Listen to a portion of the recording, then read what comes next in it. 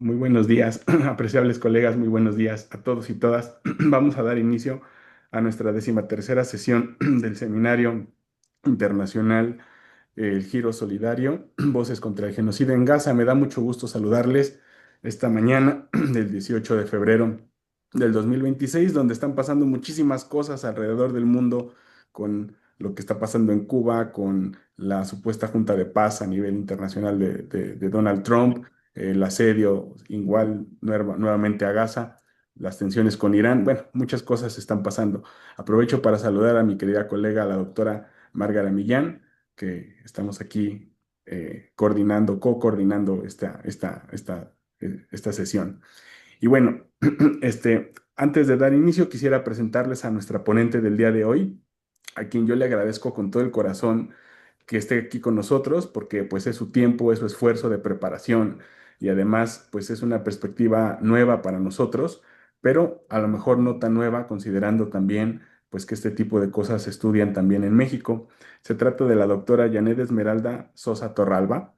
Ella es una destacada académica, investigadora adscrita a la Facultad de Psicología de la UNAM, donde ella hizo un doctorado en psicología y una maestría también con tesis enfocadas en modelos de psicoterapia breve para jóvenes con malestar depresivo.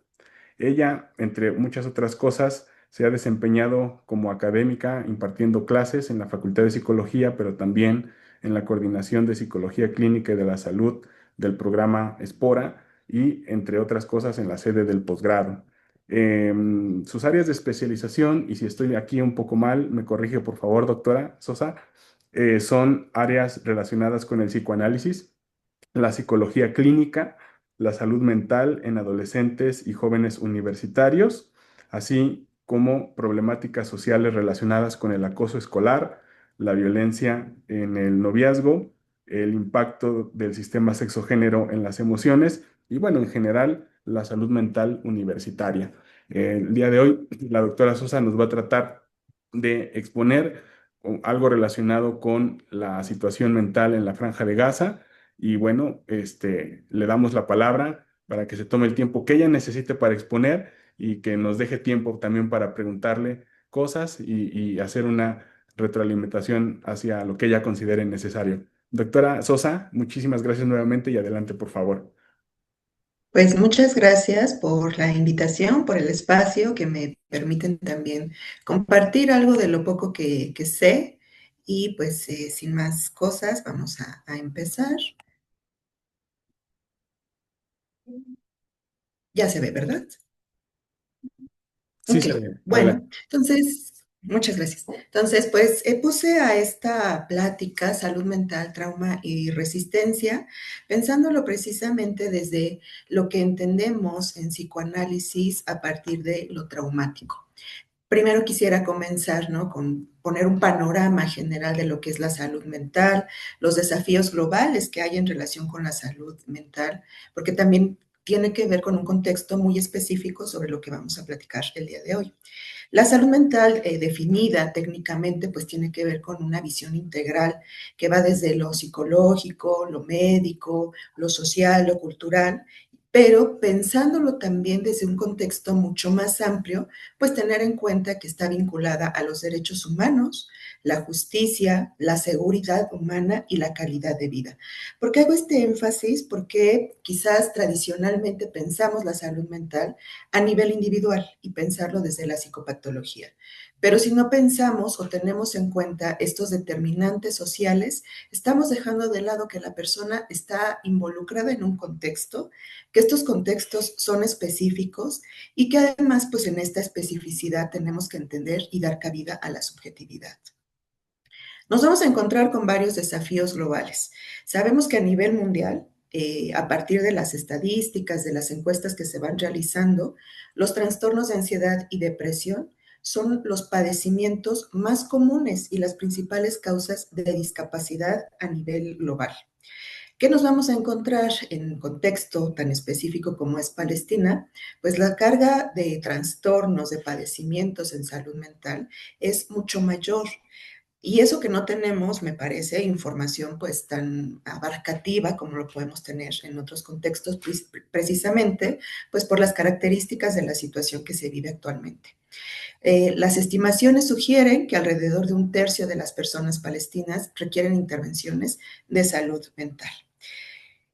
Eh, ¿Qué nos vamos a encontrar específicamente en estos contextos? Pues también tiene que ver incluso con los traumas relacionados con los desplazamientos, la pobreza, la inseguridad relacionadas con los conflictos, que van creando una crisis cada vez mayor sobre salud mental pública, que trasciende la edad y el género. Es decir, en contextos o en otros contextos sabemos que estos trastornos de ansiedad y depresión generalmente los ubicamos mayoritariamente en adolescentes, jóvenes adultos y personas adultas mayores.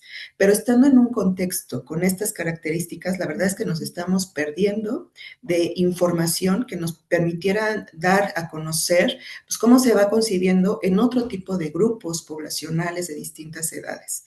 Los impactos en la salud mental se agravan por la brecha de recursos en contextos de crisis humanitarias prolongadas y de alta demanda.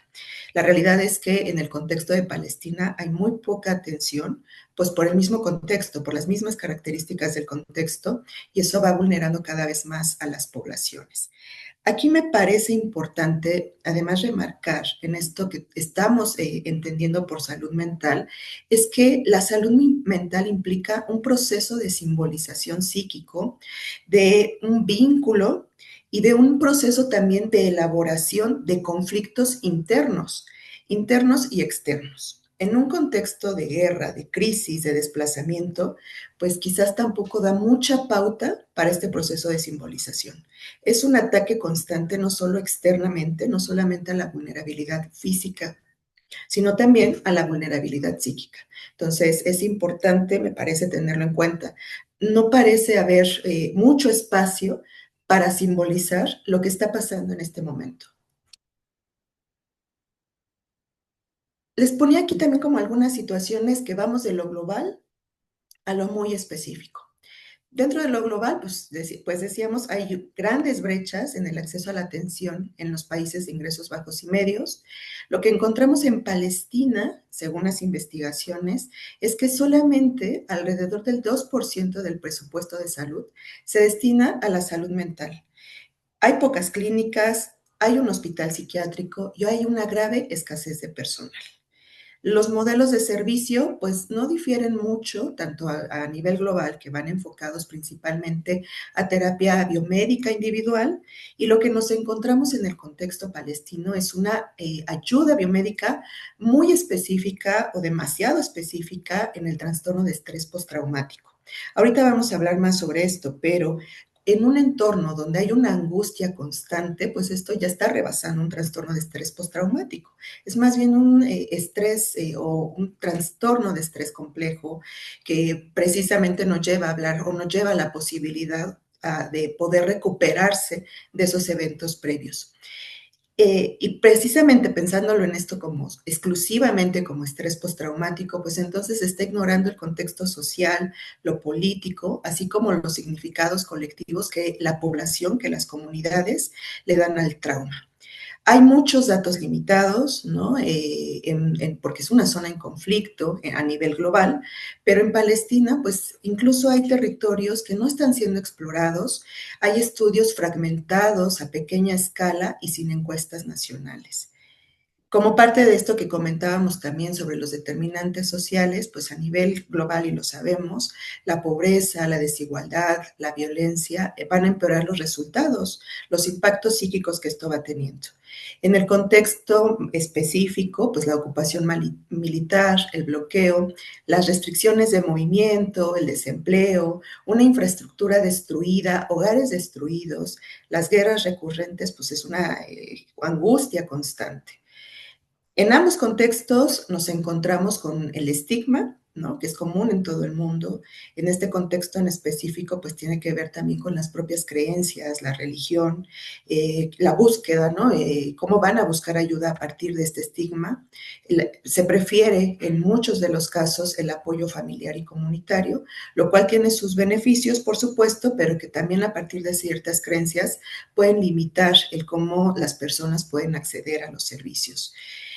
Los niños y jóvenes son de las poblaciones más vulnerables a nivel global, tienen un alto riesgo de padecimientos en salud mental y en esta población o en estas poblaciones en específico, pues nos encontramos con ansiedad, con trastorno de estrés postraumático, hay servicios de atención fragmentados y pues con un financiamiento insuficiente para poder dar cobertura a las implicaciones, a las consecuencias que va teniendo estas crisis humanitarias.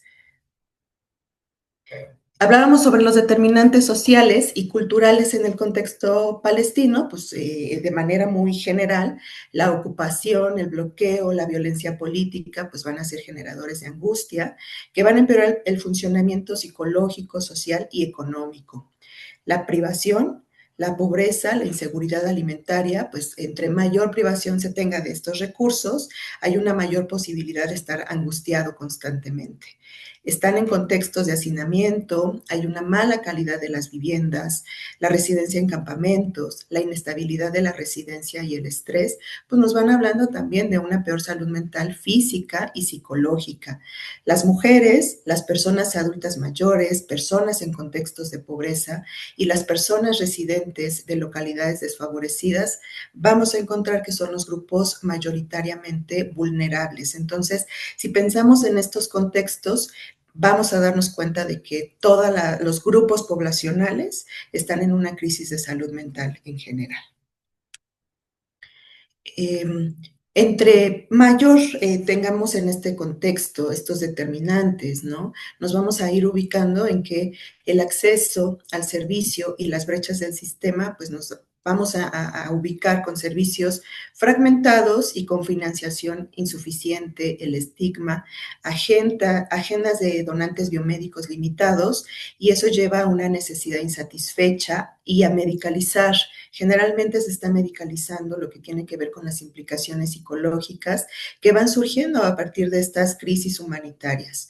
Decíamos las mujeres, personas de edad avanzada y personas ubicadas en ciertas regiones van a ser las poblaciones con mayores índices de angustia, y si bien planteamos esta cuestión de que los mayores trastornos que se han ubicado tienen que ver con el estrés crónico, el trastorno de estrés postraumático, ansiedad y depresión, pues me parece importante tampoco patologizarlo y decirlo que son exclusivamente trastornos, sino que incluso pues son reacciones esperadas pues a partir del contexto en el que están las personas, ¿no? O sea, no pensarlo solo desde una cuestión clínica de signos y síntomas, sino pensarlo a partir del contexto mucho más amplio y cómo eso está impactando y que son incluso maneras de resolver psíquicamente por lo que van atravesando. Pero también nos encontramos, como parte de estos determinantes culturales, recursos de afrontamiento, y también mencionábamos esta parte del colectivismo, la familia, el apoyo social, que en general lo que se ha visto en las investigaciones, pues es que las personas prefieren recurrir al apoyo social informal, que es proporcionado por familiares, por amistades, en comparación de un asesoramiento individual, que también va relacionado pues con una identidad colectiva, resistencia y el sumud, ¿no? Esta capacidad de firmeza, de afrontamiento, que le da un sentido distinto al sufrimiento colectivo y a la creación precisamente de sentidos de resistencia a lo que va sucediendo.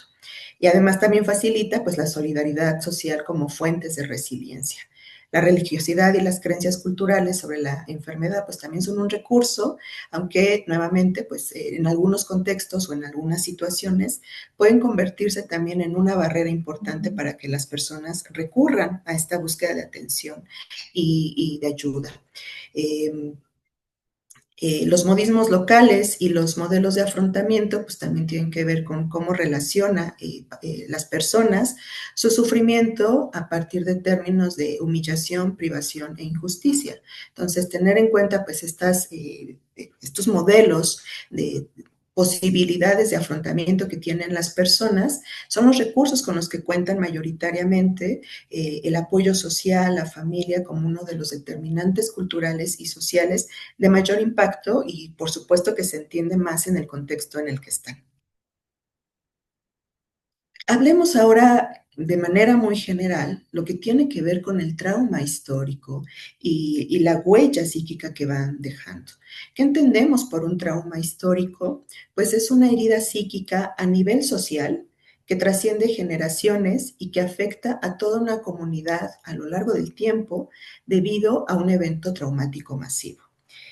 Las investigaciones que estaba revisando, pues hablaban precisamente de la NACMA como evento fundante, que funda, ¿no?, precisamente este trauma colectivo, marcando un profundo y doloroso exilio y una ruptura de identidad, es decir, es un evento que rompe disruptivamente con esta identidad, esta herida narcisista a nivel cultural, social, comunitario, el sentido de pertenencia, que es un elemento importante también como esta construcción identitaria, y que a partir de esto, pues podemos pensar en formas muy particulares en cómo van viviendo las personas a partir de este momento. Lo pensamos como la pérdida, pierden su estabilidad, su identidad, el vínculo comunitario, su seguridad física, su seguridad psíquica, y también como un duelo congelado, decíamos, porque el hecho de que estén en una constante crisis, el hecho de que no les permitan este proceso de simbolización de eso que pasó, está como enquistada la situación, no hay posibilidad de elaboración y de procesamiento, y el desplazamiento forzado implica la pérdida de este espacio, ¿no?, de hacer un como si en relación a poder elaborar y procesar todo lo que va sucediendo, va generando desintegración social, conduce a este duelo no resuelto por la pérdida de tierra, de territorio, del hogar, una melancolía colectiva, ¿no? Es decir, están en una constante pérdida, están en una posición, o más bien los colocamos o se colocan a nivel internacional en una posición de ser desplazados. Entonces, también son discursos sociales que se van introyectando y en el que pues, el objeto, ¿no?, la tierra, la identidad, se va incorporando constitutivamente a lo largo de este tiempo. Y eso sin dejar de lado, por supuesto, las prácticas coloniales de asentamiento en curso, pues que van haciendo este desplazamiento, un desplazamiento constante en todo momento, y que no van dando cabida a la posibilidad de que las personas puedan ir procesando todo esto que les va sucediendo. Entonces, tenemos este desplazamiento masivo. En curso siguen las guerras, el asedio político, el bloqueo, con implicaciones a nivel de salud mental. Políticas estructurales, pues están demoliendo sus viviendas, hay desalojos, estos regímenes urbanos, va generando una inseguridad crónica, ni siquiera tener un lugar estable, seguro donde poder ubicarse, depresión, ansiedad, desesperanza, porque además son personas que difícilmente pueden salir del territorio, no hay un proyecto o se dificulta la posibilidad de un proyecto a futuro porque pues no hay muchos recursos a partir de los cuales puedan ir construyendo este proyecto. Y la transmisión pues se va haciendo intergeneracional a través de las familias. Hay un sentimiento compartido de pérdida e injusticia, pero al mismo tiempo, o sea, no podemos pensarlo solo desde el lado negativo, sino también considerar que esto va generando también un sentido de identidad y de resistencia.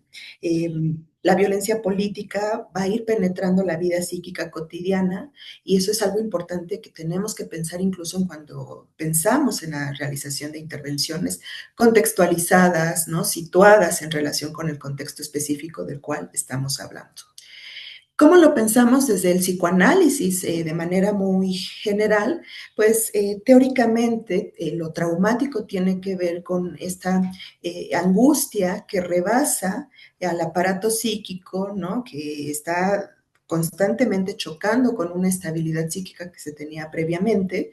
Sin embargo, cuando estamos hablando de un contexto que tiene que ver con esta guerra, ¿no?, con todo lo que tiene que ver con lo histórico, no solamente con el momento, sino con lo histórico, pues es una incapacidad de elaboración, una incapacidad de poder representar. Psíquicamente tenemos la posibilidad de ir representando los eventos en la medida en que vamos procesando la información que nos llega. Al estar en un constante asedio, pues no se permite tampoco esto. El poder representar, el poder procesar lo angustiante de las situaciones, están en una existencia de angustia. No es una angustia pasajera, como puede ser ante ciertas situaciones quizás temporales, ¿no? Esto es una angustia permanente que lleva a la existencia precisamente a eso, estar en una existencia en angustia que parece digamos, la posibilidad de simbolizar lo que permite es el ir procesando, pero aquí parece desde lo real, es decir, si hay un contexto de realidad, de amenaza, de peligro constante, que eso va dificultando que la persona pueda ir procesando o las comunidades puedan ir procesando todo esto. Entonces, no podemos pensarlo solo como individual, como intrapsíquico, sino también como esta imposibilidad histórica y colectiva comunitariamente hablando. Por eso planteaba hace un momento que no podemos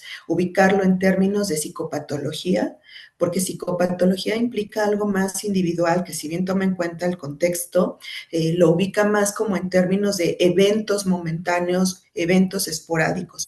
Aquí es una constante, un estrés continuo.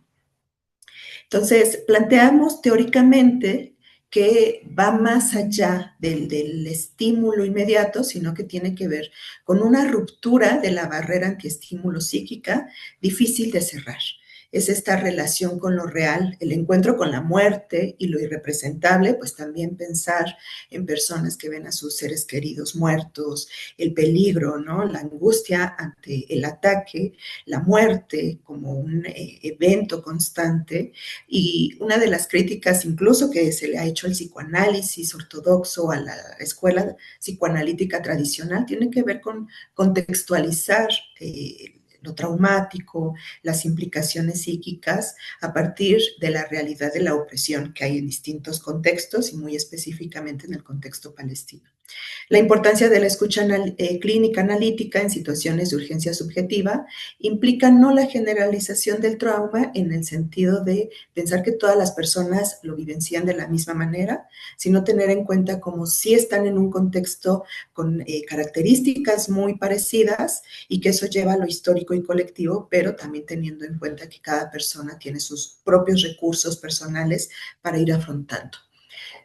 Nos vamos ubicando también que pues este trauma transgeneracional se va transmitiendo colectivamente, se hereda el silencio y el dolor de padres, madres a hijas, hijos. Eso lleva a mecanismos de identificación con el sufrimiento de los recuerdos, las masacres, huidas y vidas en campamentos. Entonces las personas, pues entre más tiempo vaya permaneciendo esta situación, más se van a estar identificando con estos modos y estilos de vida y lo van incorporando identitariamente.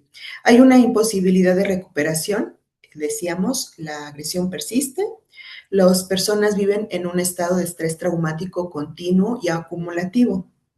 Por eso estas críticas, incluso a varias de las intervenciones que se proponen, pensarlo solo como un trastorno de estrés postraumático, porque este generalmente tiene que ver con un evento detonante que genera el malestar.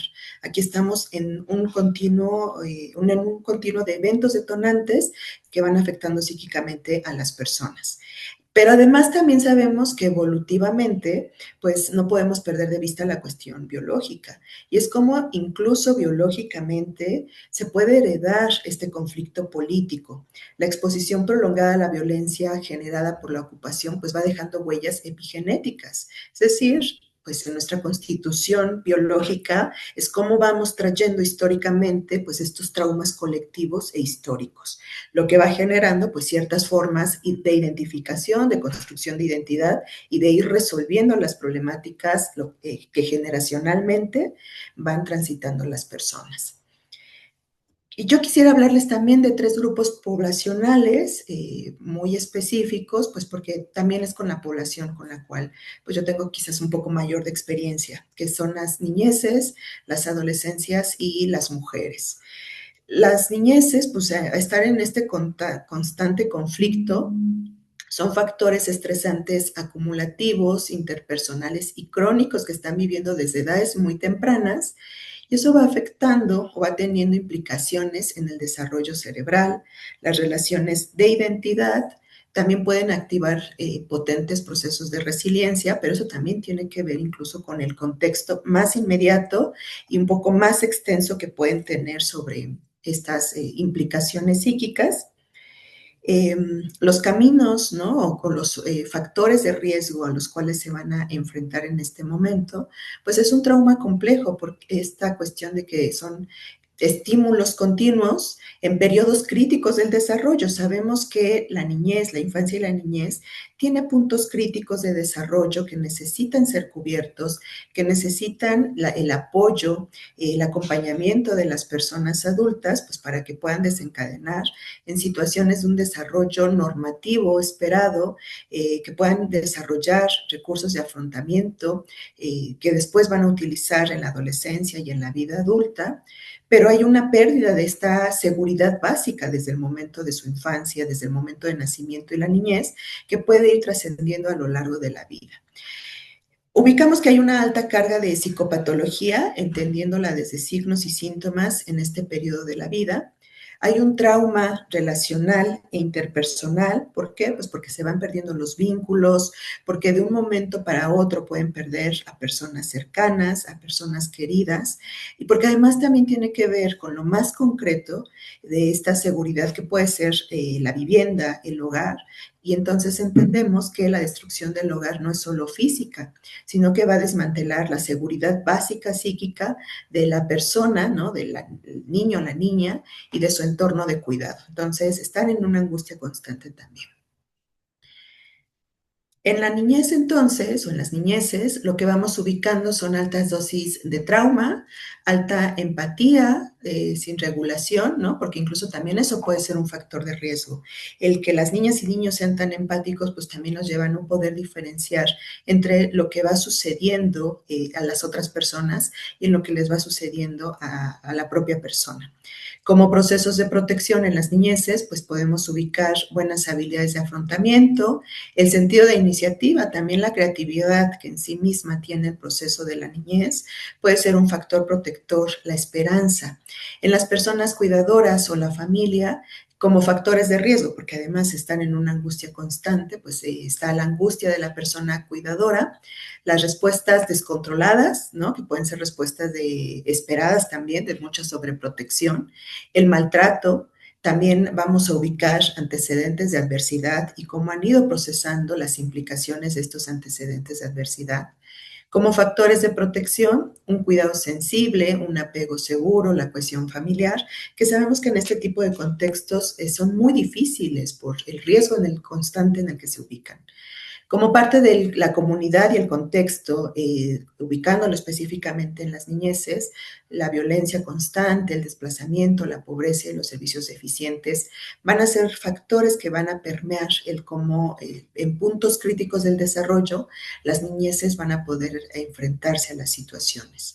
El apoyo social, las escuelas, las estructuras religiosas y comunitarias, es decir, un clima social de apoyo, nuevamente van a ser estos factores de protección necesarios que puedan cubrir ciertas necesidades en este momento de la vida. Pero también podemos encontrarnos con factores o recursos de resiliencia, un crecimiento postraumático y una ecología social. La resiliencia la entendemos como un proceso, no tiene que ver con un rasgo individual, ni que sea un rasgo de invulnerabilidad, sino que tiene que ver con un proceso de construcción donde múltiples procesos protectores, es decir, los recursos de las personas cuidadoras, los propios recursos de las niñeces con respecto al afrontamiento, la creación de significados, las relaciones vinculares de apego, el apoyo de los pares y de la comunidad, las narrativas culturales que se van dando en relación con lo que va sucediendo, van a facilitar estos procesos de resiliencia. En tanto que podemos también ubicar el crecimiento postraumático en la niñez, en la infancia, a partir de este contexto sociocultural, los marcos compartidos para la construcción de significados y entonces la narrativa de las personas alrededor, la narrativa que vaya construyendo la persona, son elementos de suma importancia como parte de estos procesos de resiliencia.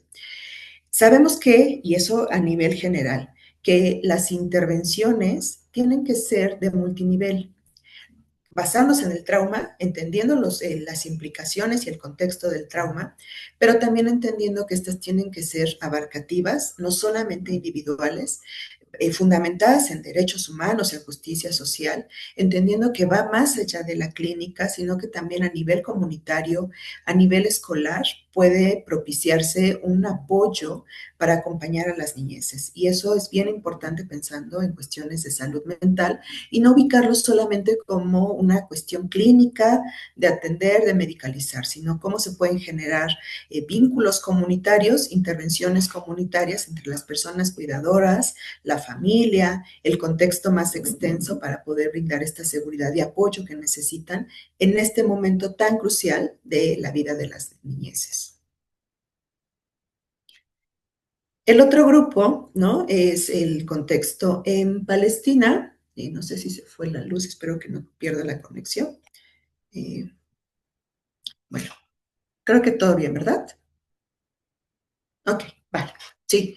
La adolescencia en Palestina, pues sabemos que la adolescencia implica una construcción identitaria como parte de lo normativo, y esta construcción identitaria tiene que ver incluso con la relación que se tiene con el entorno más inmediato, cómo el entorno más inmediato le brinda recursos para esta construcción, para poder definirse o para poder tener un sentido de quién es, de cómo se ubica en el contexto, a esto llamamos identidad, como la continuidad que va teniendo la persona en cuanto a cómo se va representando de la infancia, la niñez, ha llegado el momento de la adolescencia, el poder tener procesos de identificación más allá de lo familiar, para poder ubicarse dentro de lo social, inscribirse en un contexto social cultural, y que eso entonces facilite el que la persona pueda definirse sobre qué es lo que quiere, cómo quiere hacerlo,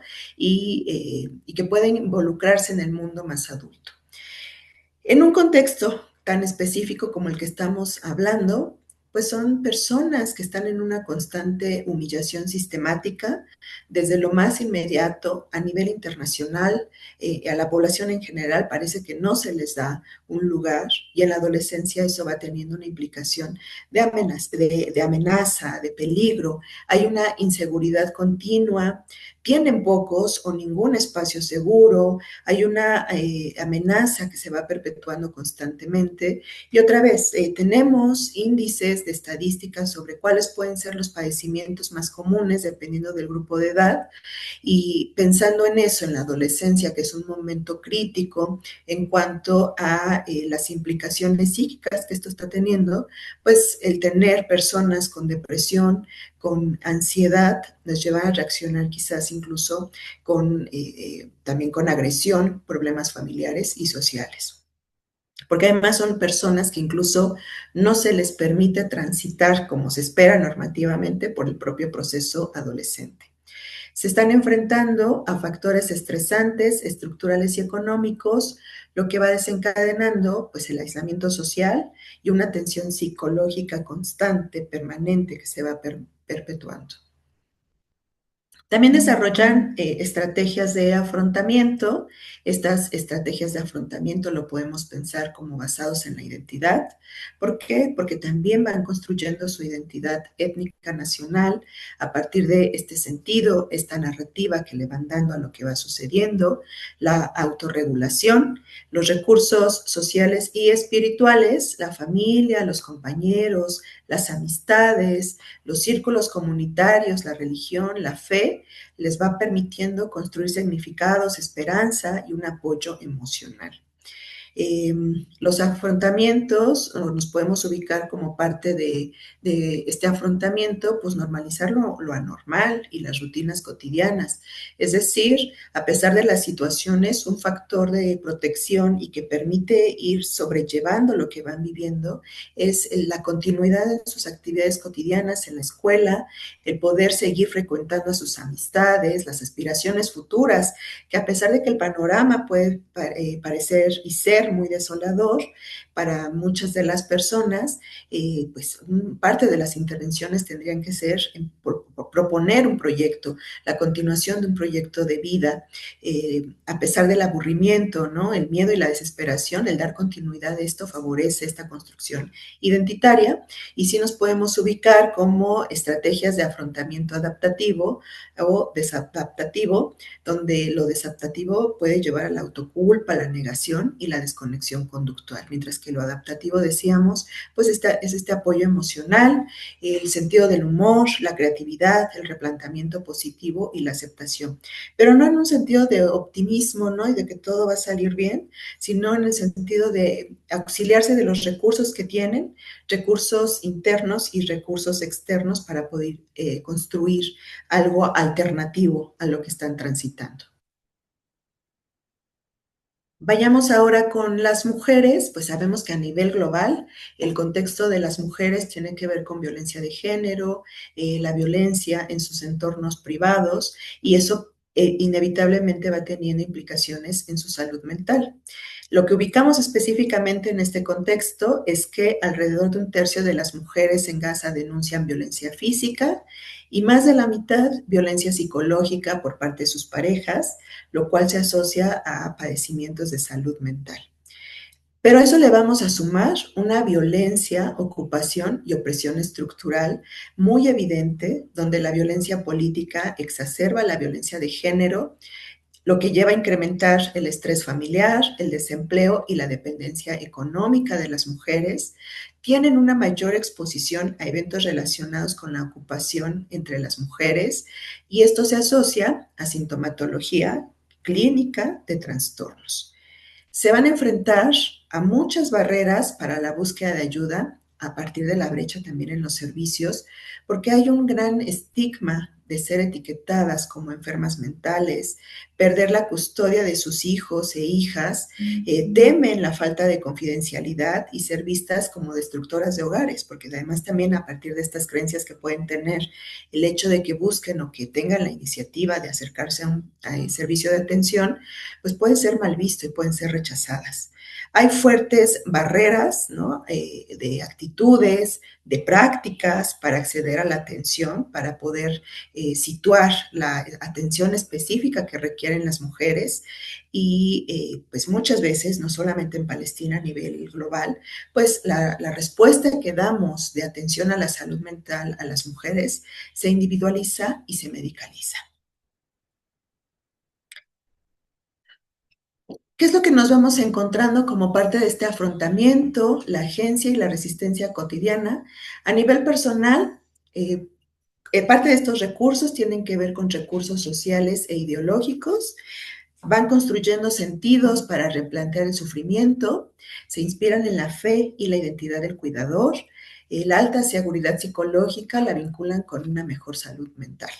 En cuanto a lo relacional, el apoyo familiar y comunitario nuevamente van a mitigar los impactos de la violencia, pero pues reitero que a veces ese también puede ser un factor de riesgo. Por ejemplo, leía que la depresión postparto, por ejemplo, no se considera como algo de malestar psicológico, sino lo ven como esto habitual, esperado, y eso puede llevar implicaciones a nivel individual e incluso en la relación que van teniendo con sus hijas e hijos. En tanto, en lo colectivo, las mujeres narran la supervivencia y la resiliencia a través de la resistencia transgeneracional, la narración colectiva y el activismo que sustentan el funcionamiento posterior a las guerras. De tal manera que podemos ubicar intersecciones de género, edad y lo traumático. Este análisis interseccional nos permite identificar pues que va a afectar de manera distinta lo traumático, las crisis, según la posición social, la edad, el género, lo que evidencia vulnerabilidades estratificadas y muy específicas. Niños, niñas o personas jóvenes tienen una violencia más directa y trauma de guerra. Sin embargo, niñas y mujeres, adolescentes, muestran niveles mucho más altos de depresión, ansiedad y angustia. Ahora bien, aquí quisiera puntualizar algo que me parece muy importante, y es que incluso tradicionalmente, psicológicamente, pues las pruebas que utilizamos, los cuestionarios que podemos utilizar, pues también pueden tener sesgos de género. Y pensamos las manifestaciones clínicas muy en relación a signos y síntomas esperados en función de si estamos evaluando a mujeres o en función si estamos evaluando a hombres.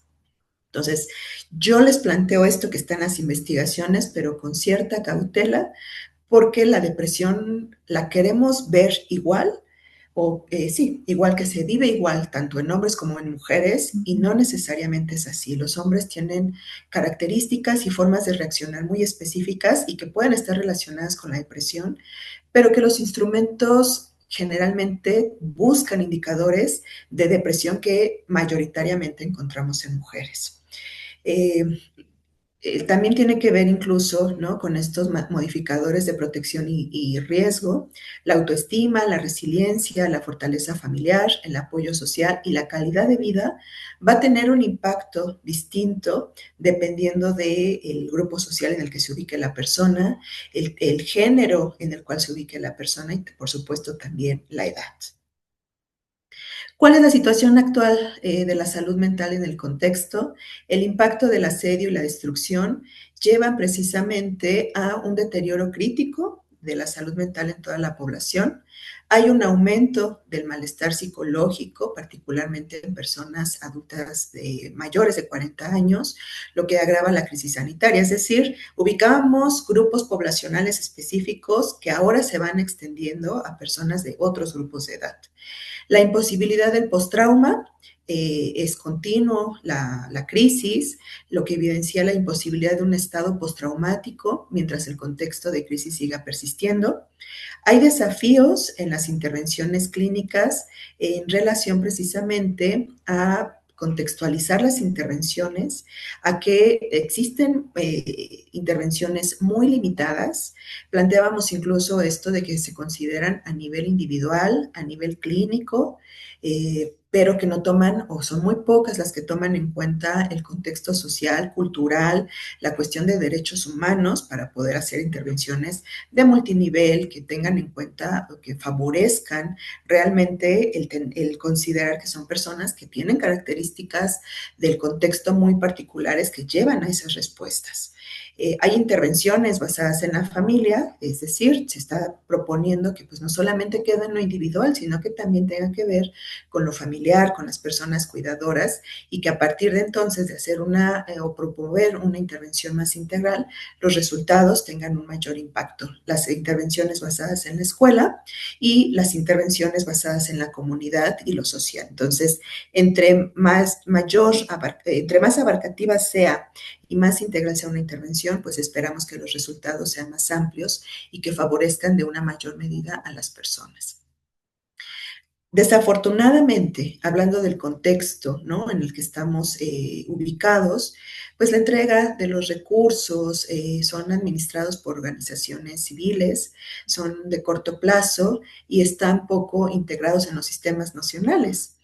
Hay limitaciones técnicas en cuanto a los recursos económicos, la escasez de personal, que eso es una problemática a nivel global, pero en este contexto en específico, pues también tiene que ver con las personas que también se arriesgan y se atreven a involucrarse para brindar atención. La inseguridad, la alta rotación del personal minan la continuidad y la ampliación de los servicios. Tenemos que priorizar intervenciones comunitarias más allá del modelo clínico individual para que se maximice el alcance, pensar en modelos ecológicos y de salud pública. ¿Qué quiere decir esto? Que entendemos que la persona está ubicada en un macrosistema que va desde las creencias de este macrosistema, como puede ser la religión, y cómo podemos integrar incluso la religión como parte de la intervención, es decir, no cuestionarla, no criticarlas, sino más bien el tener en cuenta que son sus creencias, que son sus ideas y que a partir de eso puede ser un recurso de protección.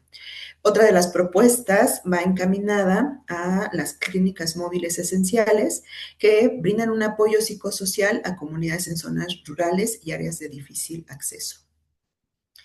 Entonces, como parte de estas directrices que se van proponiendo en relación con las intervenciones en salud mental, van encaminadas a integrar políticas de justicia social, derechos humanos, rendición de cuentas y reparación.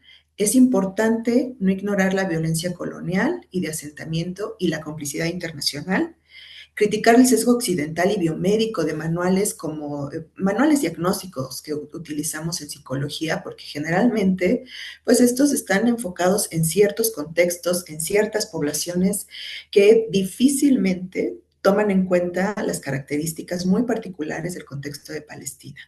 Desarrollar protocolos de atención y formación con enfoque local. Nuevamente, tenemos que ubicar el contexto, ¿no? La situación muy específica por la que están atravesando. Y la reparación psíquica está intrínsecamente ligada a la reparación política. Por eso digo que no es, tenemos grandes desafíos y retos en cuanto a la cobertura de salud mental, porque va más allá, ¿no? De las intenciones y de las propuestas que pueden tener los equipos de trabajo. Se requiere el reconocimiento internacional del daño para una sanación efectiva, porque si no, estamos en un discurso constante, esto que decía anteriormente, ¿no? De que internacionalmente se les puede ubicar como personas que son desplazadas, que deben de ser desplazadas, que deben de ser exiliadas. Tenemos que promover espacios de memoria y el abordaje del perdón y la justicia como procesos colectivos para validar el sufrimiento y exigir la verdad. Justicia social frente a lo que van viviendo estas personas.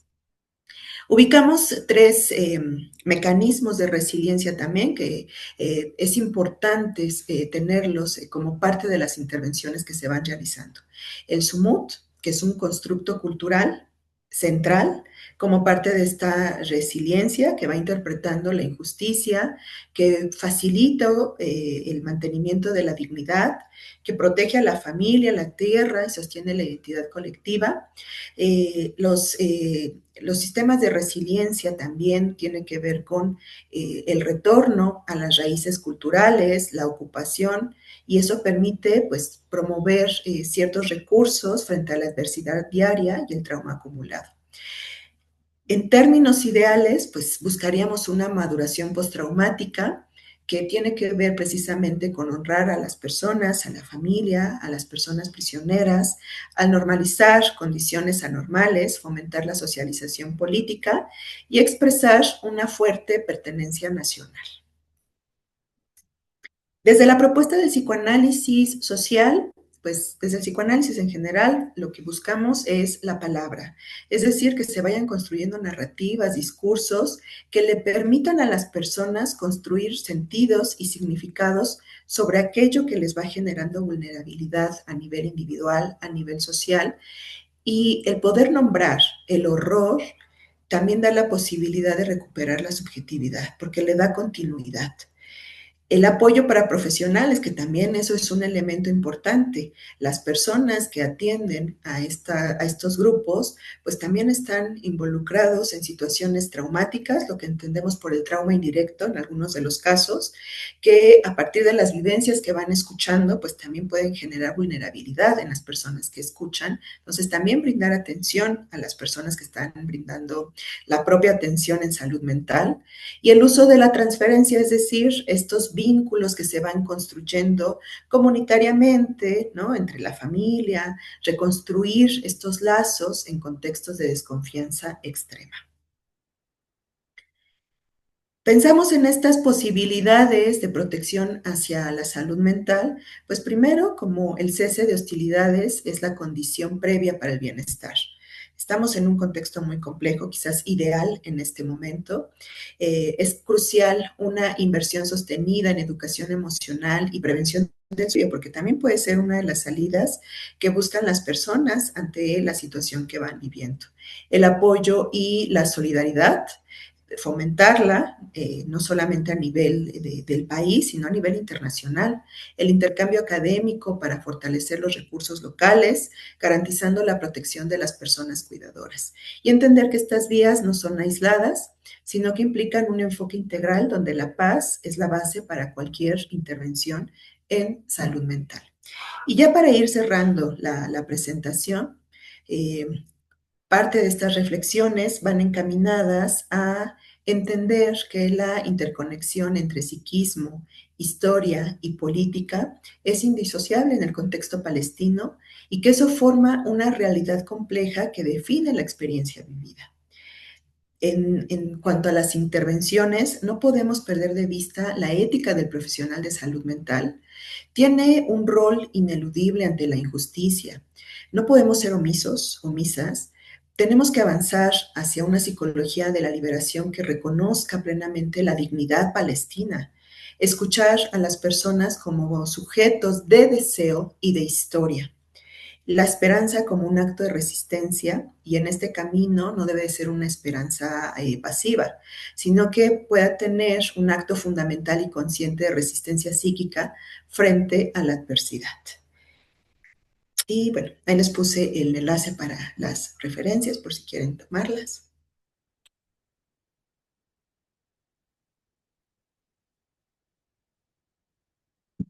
Y sería hasta aquí.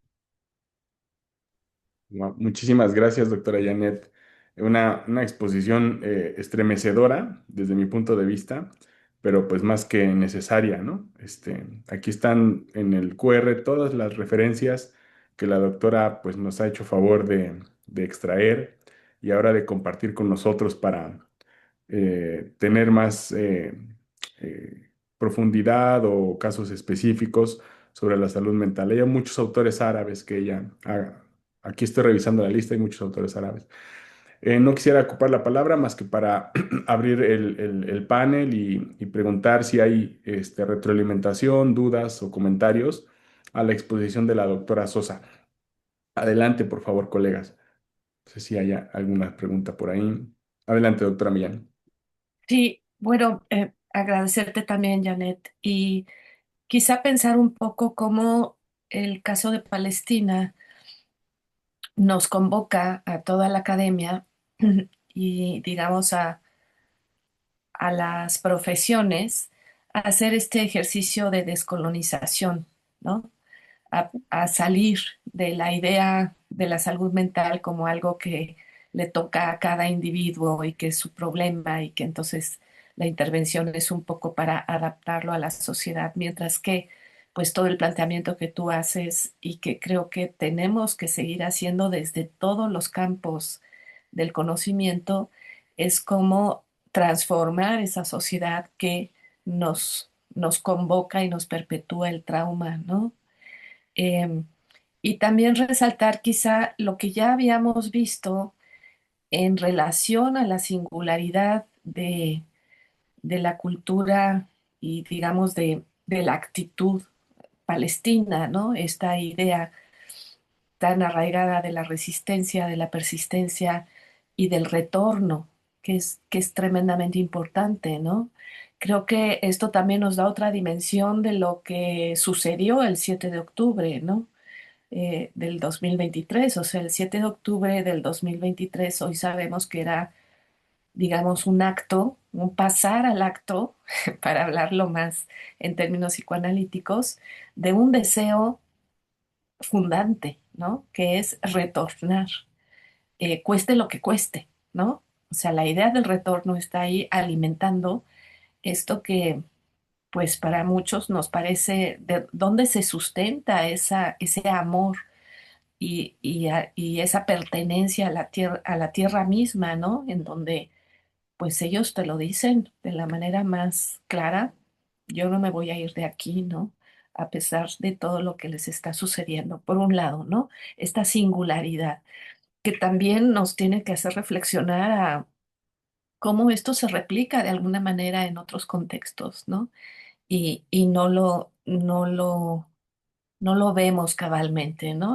Nos parece que cuando una comunidad se resiste para que no, por ejemplo, para que no se haga una represa, ¿no? Y los cambien de lugar y todo eso, ¿qué es lo que está ahí en movimiento? Y entonces como que Palestina nos hace ver esto en grande en la historia occidental, ¿no? En una historia que lo que ha hecho es justamente, ¿no? Destruir, desplazar, destruir las raíces, ¿no? Eh, y por último, tú lo dijiste, Janet, y se me hizo tan importante pensar en el reconocimiento de la lucha, ¿no? Que es justamente el tema de nuestro seminario. O sea, el giro solidario tiene que ver con que Palestina por mucho tiempo permaneció en el silencio, ¿no? Y que no había más que muy localizados movimientos que supieran la historia y que se indignaran con esta, digamos, coetaneidad que tenemos frente a un genocidio que no empezó el 7 de octubre, sino que viene de mucho más atrás, ¿no? Eh, pero cuando esto explota en un contexto, además, pienso yo, de, de ¿cómo decirlo? Pues sí, de crisis de todos los valores occidentales, ¿no?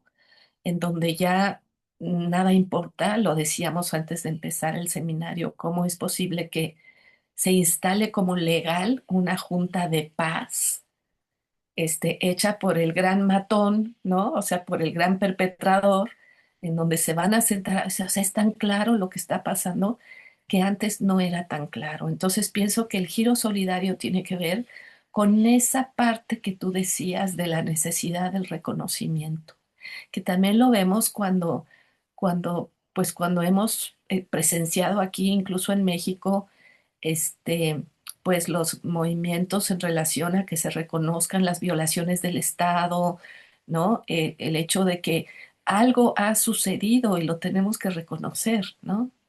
Es como volver a articular esa totalidad social, ¿no? Porque mientras hay alguien que dice esto está pasando y la mayoría dice no es cierto, pues esa desvinculación es todavía mayor, ¿no? Esa imposibilidad de reintegrar un sentido a la colectividad social.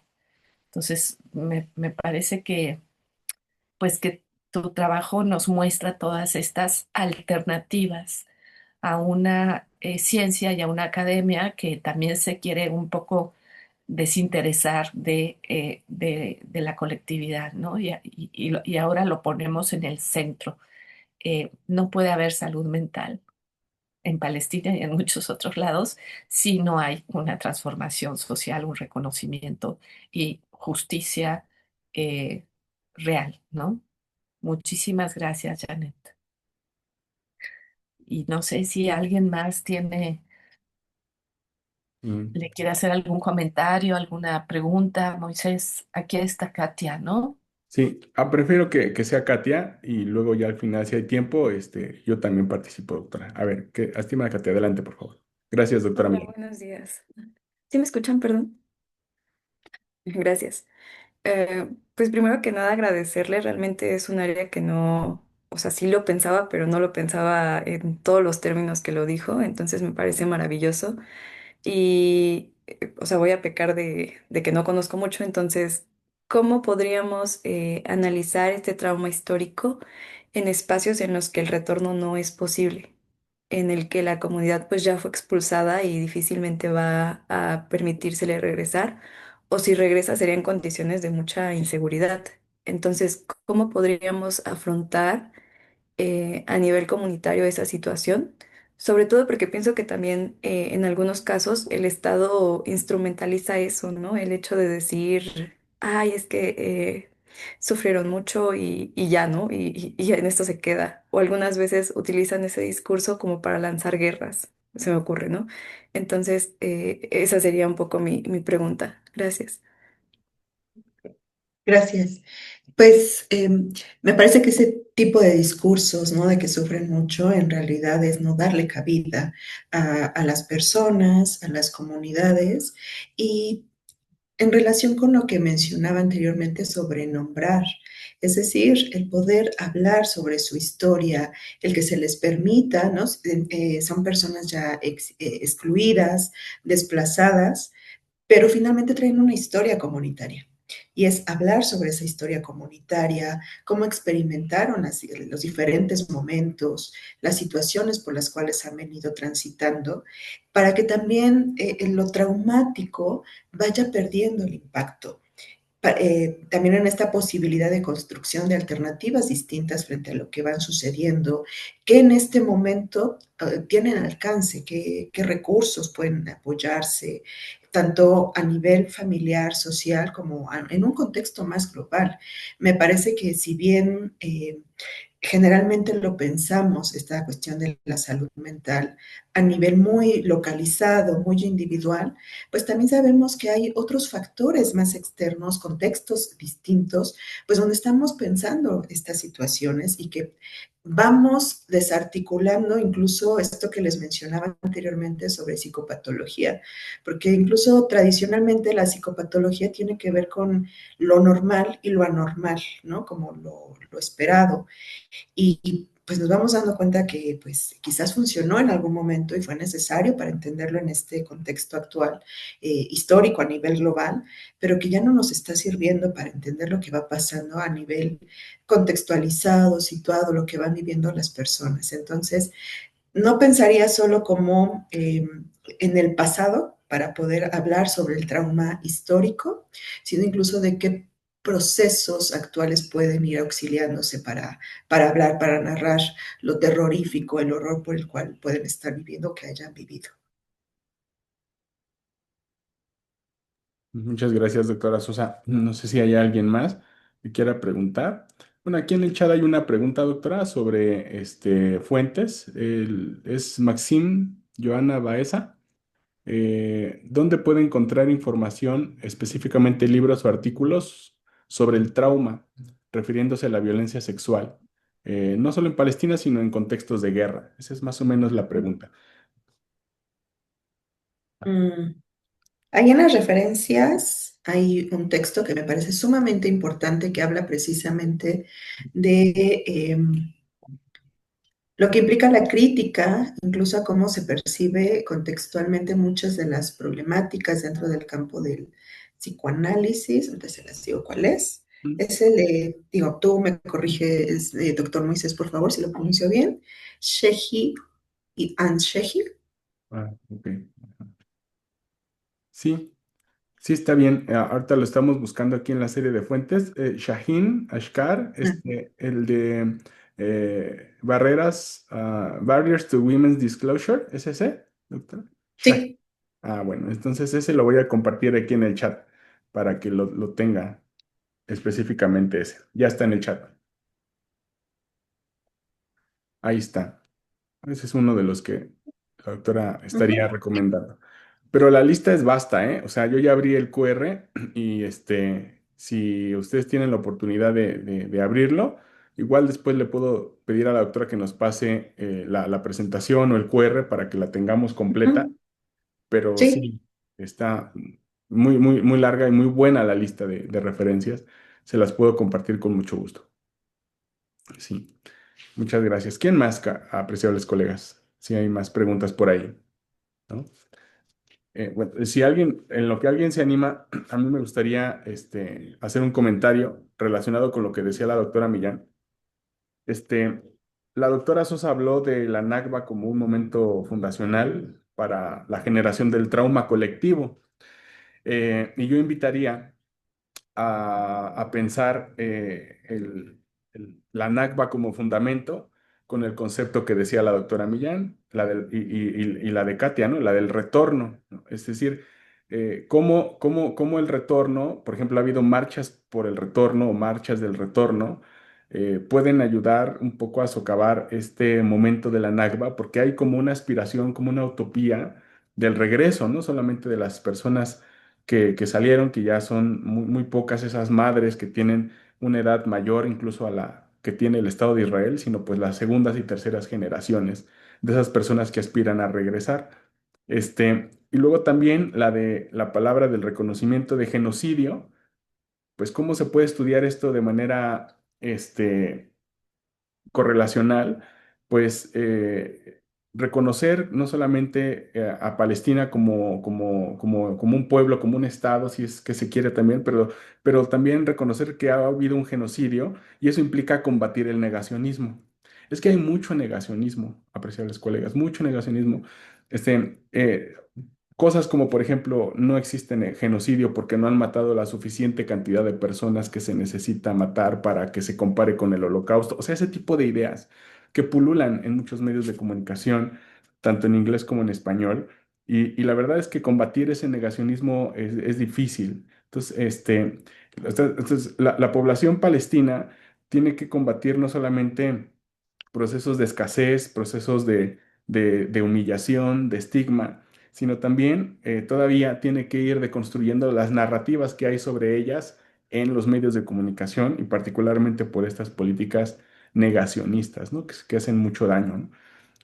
Y que se comparan con aquellas tesis negacionistas que dicen, por ejemplo, que no hubo masacres en el colonialismo español en América, ¿no? Que las hay, que hubo un proceso de civilización y no tanto de limpieza étnica, ¿no? Que es la misma tesis que muchos grupos supremacistas en Estados Unidos hacen con las reservas de algunos pueblos originarios o lo que pasó en Australia, o sea, ese tipo de cosas. Y finalmente, la palabra del reconocimiento tiene que ir también ligada a la del futuro, ¿no? Que no hay futuro si efectivamente sin una justicia, pero claro que esta justicia también tiene que ir, esta paz tiene que ir relacionada con la justicia, no con la fachada de paz, que bien decía la doctora Millán, que se está implementando en medios internacionales, construyendo a diestra y siniestra la franja de Gaza con intereses inmobiliarios de todas las personas que se están sacando la fotografía justo ahora en Washington. Mientras nosotros estamos hablando,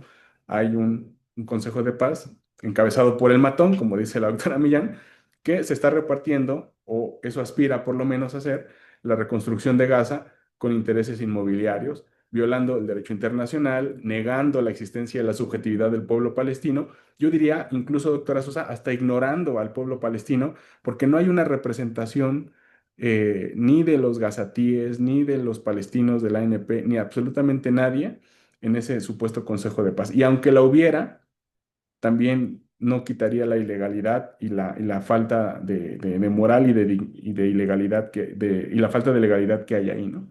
Entonces son esos comentarios que yo quería hacer porque nombrar el horror es muy importante, dignificarlo, ¿sí? Con los y las palestinas, exigir la verdad. Y la pregunta concreta, doctora, es cómo es posible construir esto que comentaba sobre los espacios de memoria, ¿no? ¿A qué se refiere estos espacios de memoria y cómo podemos contribuir los que estamos afuera a crear estos espacios? Esa es la pregunta concreta. Gracias. Gracias. Sí, y lo pondré también en relación con la pregunta que veo en el chat, que hay pues muchos lugares incluso que se promueven actividades de bordado. En España encontré, ¿no? Em, artistas que han formado parte para poder dar, nombrar lo que está sucediendo en Palestina a partir de creaciones artísticas. La creación artística también como ese espacio de memoria, de poder hablar sobre el horror, ¿no? Por el cual van transitando.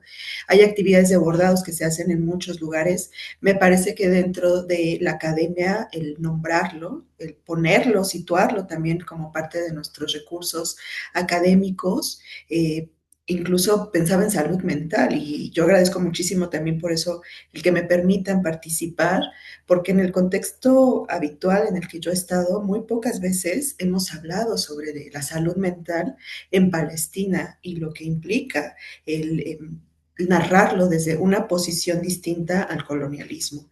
Entonces, me parece que el construir estos espacios de memoria es hablar primero sobre lo que está sucediendo, el promover actividades creativas sobre eso que va sucediendo con las personas, que se pueda tener acceso también. Eh,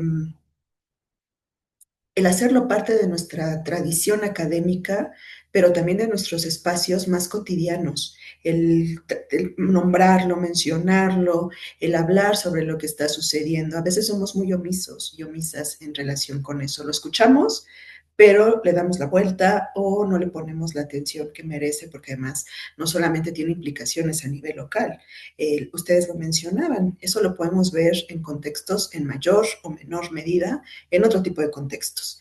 Y le damos la vuelta, no le damos la importancia que tiene. Entonces, esos espacios de memoria, me parece que podemos pensarlos en relación a darles específicamente eso, un lugar.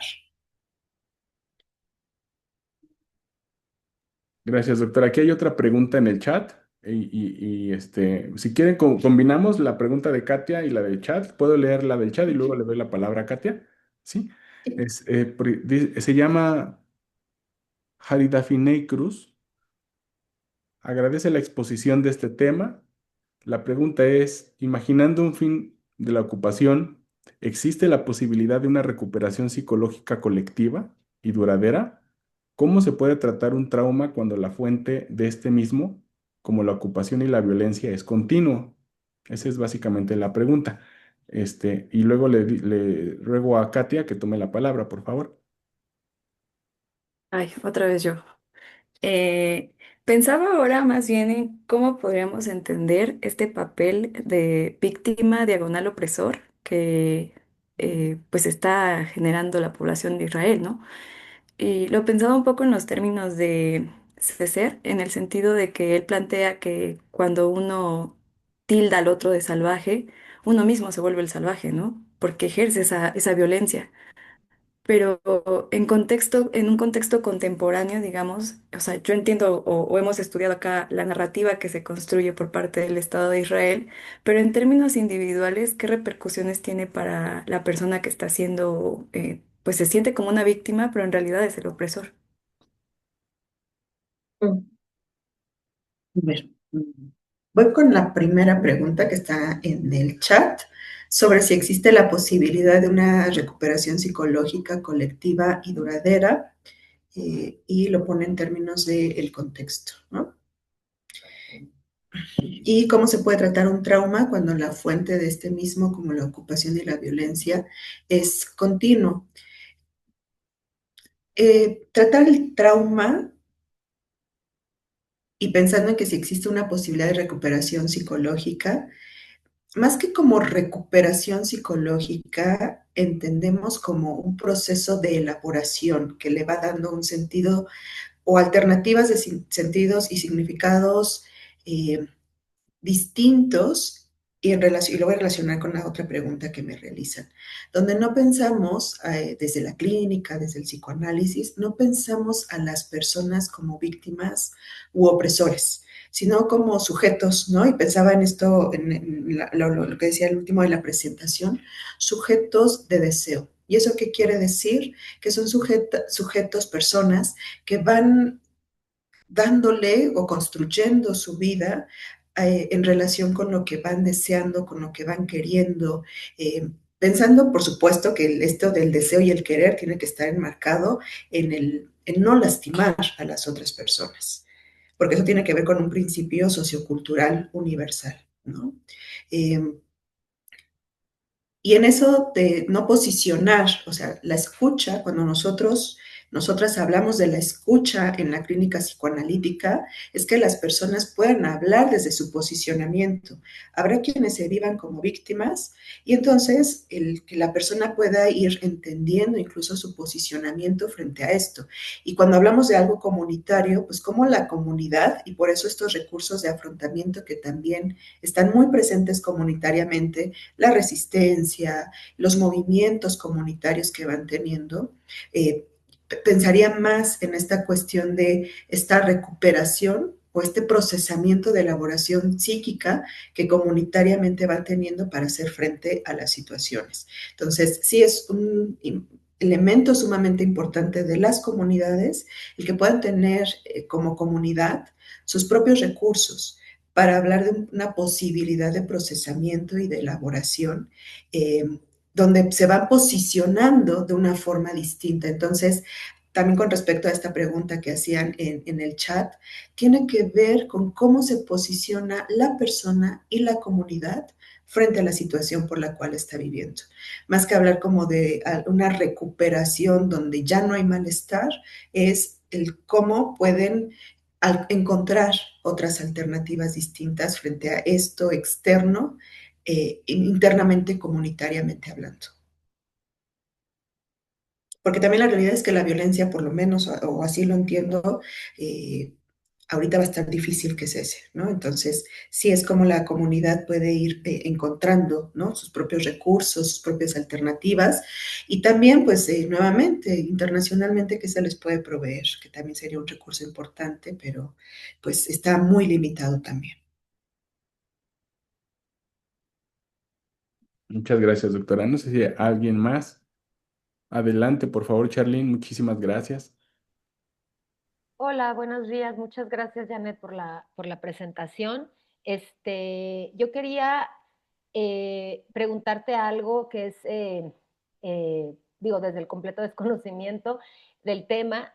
A mí me llama mucho la atención que en redes sociales circulan muchos videos a veces de infancias y adolescencias que en medio de esta, digamos, tragedia se reúnen a bailar, se reúnen a cantar. Hay un video muy famoso de unos niños tocando Bella Ciao, ¿no? Este himno de la resistencia antifascista, ¿no? Italiano. Y de repente como que vi reacciones en las redes de gente obviamente sionista diciendo, ya ven, no está pasando nada, ¿no? O sea, los niños están ahí muy felices, ¿no?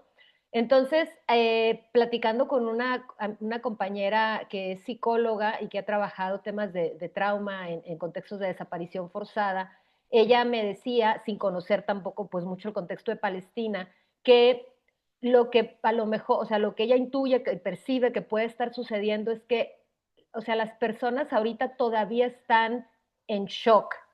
Es decir,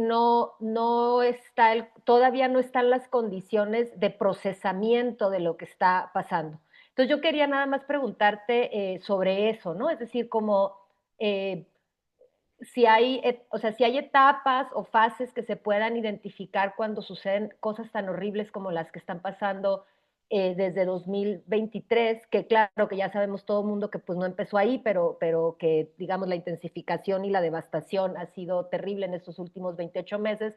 Entonces, si hay, en qué fase, digamos, si se puede tratar de esquematizar un poquito, es que están las personas, ¿no? Porque sí a mí me llama mucho la atención, acabo de ver un documental muy lindo que se llama Pon el alma en tu mano y camina, que es un documental que se hizo a través de videollamadas con la periodista Fatma Hasuna, y se registra un año de videollamadas en donde cada vez que hay una videollamada con la directora de la película, que es una mujer iraní, la cosa está peor, ¿no? Es de 2024 a 2025.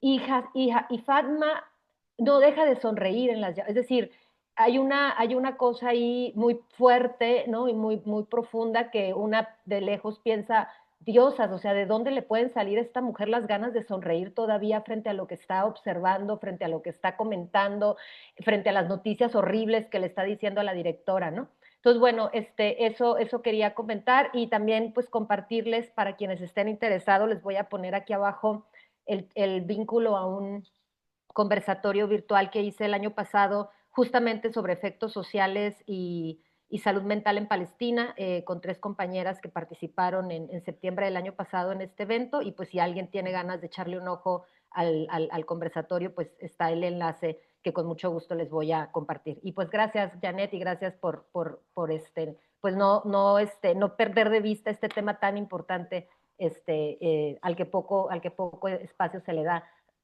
en la conversación. Bueno, gracias a ustedes primero. Y cuando hablamos de lo traumático, no podemos quizás suponer que todo el tiempo, o sea, cuando hablamos incluso de sintomatología, no es que todo el tiempo esté mal la comunidad o estén mal las personas, sino que hay momentos en los que esto puede expresarse más manifiestamente. ¿no? Lo voy a poner quizás en términos de la depresión.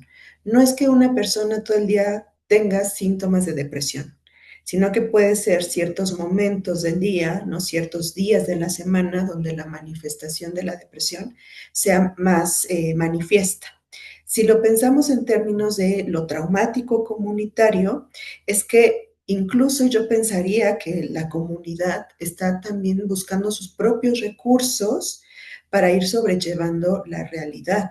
Esto que planteábamos, ir normalizando incluso, ¿no? Es una realidad que está sucediendo y entonces retomar ciertas prácticas cotidianas que comunitariamente pues les siguen manteniendo identitariamente como parte de esta comunidad. Y como parte de lo traumático también, refiriéndonos a esto temporal quizás o como por fases, es que el trauma en sí no viene de manera inmediata.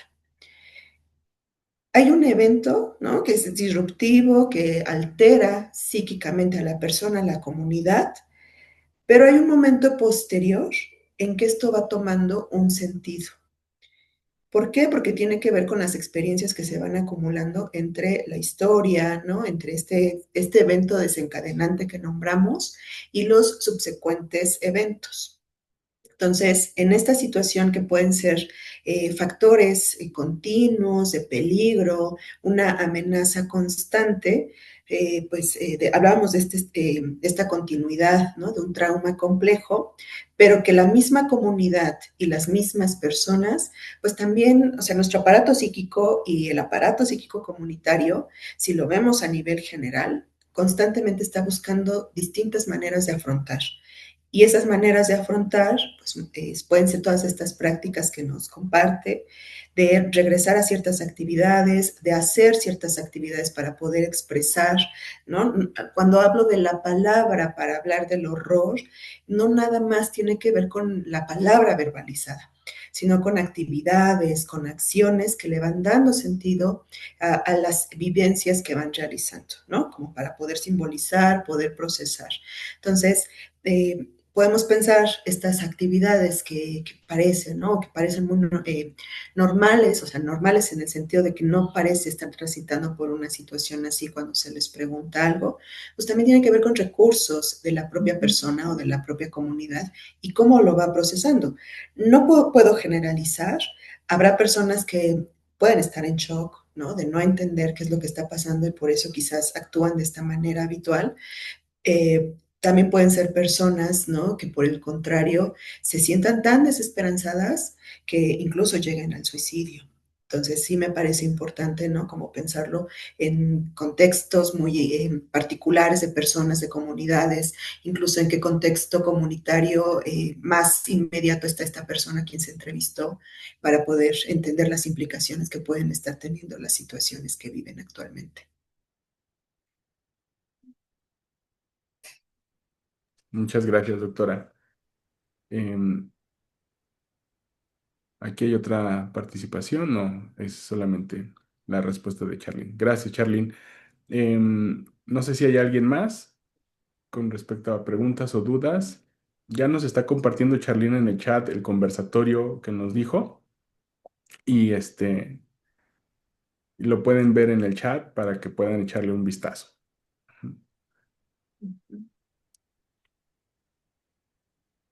Bueno, no sé si hay algún otro comentario. Estaríamos entonces por ir cerrando. Doctora Sosa, no sé si tiene un cierre, un comentario final. Pues simplemente, bueno, primero el tener en cuenta esto que decíamos sobre poder nombrar lo que está sucediendo, darle un lugar en nuestros espacios académicos y quizás ese es el desafío que yo me llevo, académicamente, ¿no? Ponerlo sobre la mesa con mis estudiantes, Desafortunadamente, nuestros planes de estudio todavía aquí en psicología tiene que ver con algo muy colonial, muy clínico, muy patológico, ¿no? Desde la patología. Entonces, pues yo me llevo también un gran reto, un gran desafío para poder hablar sobre estos temas desde una perspectiva totalmente distinta, dar apertura y promover en mis estudiantes el que también puedan construir un pensamiento crítico sobre estas problemáticas sociales que a veces no las tenemos mucho en cuenta, ¿no? Eso sería por un lado. Y por otro lado, pues agradecer mucho, doctor Moisés, participantes, doctora Márgara, por el recibimiento, por la escucha y por el espacio que me han permitido. Muchas gracias. Al contrario, doctora Sosa, muchas gracias. Algo muy interesante que fue lo que me resonó es cómo las herramientas de psicoterapia psicoanalítica o el psicoanálisis en general son herramientas útiles en contextos de comunidades mayoritariamente religiosas, ¿no? O sea, como que no es tan peleado como comúnmente se suele estudiar, que la religión, el psicoanálisis, pues no se llevan, sino como aquí lo pudimos ver, pues hay redes familiares, comunitarias, religiosas, incluso la fe también puede desempeñar un papel importante en términos de contención frente a la escasez de herramientas de carácter pues terapéutico, ¿no? Eso, si lo entendí bien, doctora, es como esta parte también que viene a deconstruir un poco también la participación de la doctora Sosa en nuestro seminario. No, pues los agradecimos somos nosotros, doctora Sosa, más que bienvenida a las siguientes reuniones que tendremos. La siguiente va a ser el 5 de marzo y ahí el doctor Jorge Ramos de la Universidad de Valencia nos solicita amablemente conectarnos 30 minutos antes para fines de horario. Sé que puede ser difícil, de todos modos yo enviaré un recordatorio para aquellas personas que nos puedan acompañar y bueno, si no es posible, pues se conectan, si ustedes pueden, a la hora normal, pero él sí estaría nada más dando también su charla hasta las 10:30 porque tiene clase allá en España. Entonces, de todos modos, él va a venir en agosto a la Feria del Libro Universitario. Él es uno de los máximos exponentes de lo que la doctora Sosa llamaba esto del sumut, y esto pues también va a ser muy interesante tenerlo tanto aquí en el seminario como luego en agosto en manera presencial y alguna actividad que estoy seguro que la doctora Márgara y su servidor podemos hacer con él aquí en la Facultad de Ciencias Políticas. Entonces, bueno, aprovecho, doctora Sosa, muchas gracias nuevamente, gracias a cada una de ustedes por estar aquí. Doctora Millán. Pues igual, muchas gracias y pues que nos llevemos también esta lección. Al contrario, Janet, te agradecemos a ti por venir y además abrirnos la mirada a cómo la salud mental no es algo que tengamos que buscar acá solamente en el cubículo terapéutico, sino que tiene que ver con reconstruir nuestras comunidades. Muchísimas gracias y que esto también se nos lleve para nuestro ejercicio académico, ¿no? También tenemos que abrir ese espacio siempre. Eh, Eso, muchísimas gracias. Nos vemos la siguiente sesión. Gracias, hasta luego.